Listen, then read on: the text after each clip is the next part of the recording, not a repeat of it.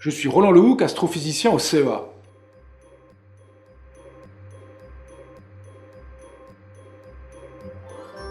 Le palan est une machine très ancienne, inventée par Archimède au IIIe siècle avant notre ère. Il est couramment utilisé pour soulever des objets lourds ou pour border les voiles d'un bateau. Pour comprendre comment fonctionne un palan, commençons par envisager le cas simple d'une poulie fixe accrochée au plafond. La corde pend de part et d'autre de celle-ci et la masse à soulever est accrochée d'un côté, l'autre servant à exercer la traction. Pour soulever la masse, il faut alors exercer une force au moins égale à son poids. L'intérêt de la poulie fixe est de pouvoir modifier la direction d'application de la force nécessaire pour soulever la masse. Considérons maintenant une paire de poulies, l'une accrochée au plafond, l'autre accrochée à la masse.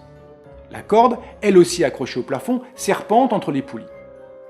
Comme la masse est maintenant soulevée par deux brins de corde, chacun d'eux n'a à supporter que la moitié du poids.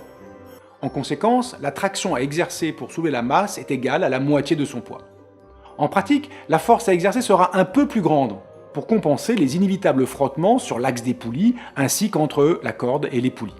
En contrepartie, pour soulever la masse d'une hauteur h, il faut tirer une longueur 2h de corde. Le principe se généralise à un nombre plus élevé de poulies, bien sûr. Dans le cas rencontré par Zoé, la masse du ballot de paille est d'1 tonne. Son poids vaut donc environ 10 000 newtons. Pour le soulever avec un tracteur capable d'exercer une force de 3000 newtons, il faut donc utiliser un palan capable de diviser le poids à soulever par au moins 4. La corde doit donc serpenter de haut en bas entre les poulies, de sorte à former 4 brins verticaux.